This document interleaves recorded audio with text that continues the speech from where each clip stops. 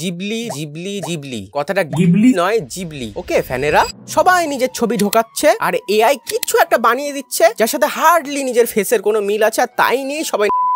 এতদিন আমার পাড়ায় যাদের অ্যানিমে দেখতে বললে বলতো ও তো কার্টুন, এখন আমার সেই নেইবারও দেখি তোতরো হয়ে বসে আছে। দেখো, ওগুলোকে তুমি জিবলি স্টাইলের ছবি বলো, মেনে নেবো, কিন্তু তোমার জিবলি স্টাইলের ছবি প্লিজ বলো না, কারণ ওই ছবিতে তোমার সাথে ততটাই মিল আছে যতটা এটার সাথে এটার। এনিওয়ে, আর এই ট্রেন্ডের সাথেই একটা কন্ট্রোভার্সি শুরু হয়েছে যে হায়াও মিয়াজাকির প্রতি এটা একটা বিশাল বড় অপমান। যে কোনো শিল্পীর কাছেই তার শিল্প নিজের সন্তানের মতো হয়। এবার উটকো কেউ এসে যদি তোমার সন্তানকে দিয়ে মা বাবা ডাকায়, তোমার তো কষ্ট হবেই। এখানে বিষয়টা অনেকটা এমন যে ধরো তুমি এমন একটা দারুণ দেখতে গাড়ি কিনেছো যেটা আমি জানি 7 জন্মেও কিনতে পারবো না, তাই আমি কি করব, তোমার বাড়িতে গিয়ে তোমার গাড়ির সাথে সস্তায় একটা ছবি তুলে ইনস্টাগ্রামে মুই কি হনু।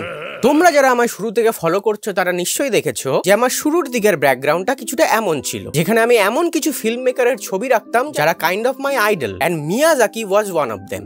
মেবি এআই দিয়ে মানুষ তার ড্রয়িং স্টাইল কপি করছে, but Miyazaki is not just about that animation style, he is also about that heart warming story telling. তার বিখ্যাত আর্ট অফ সাইলেন্স। টেকনোলজি হোক ইন্টেলিজেন্ট, বাট আমার বিশ্বাস ইমোশন সেই ওস্তাদ যার মার শেষ রাতে হবেই। সেজন্য এই ছবিগুলো যতই ভাইরাল হোক, এগুলো জিবলি স্টাইলাইজ ছবিই থাকবে, কিন্তু জিবলির কোনো নতুন ছবি বেরোলে তাকে ভাইরাল ছবি স্টাইলাইজড ফিল্ম বলা হবে না। আর যারা বানাচ্ছ এমন ছবি, তাদের একটা কথা বলবো আমি, এমা তুমি তো কার্টুন,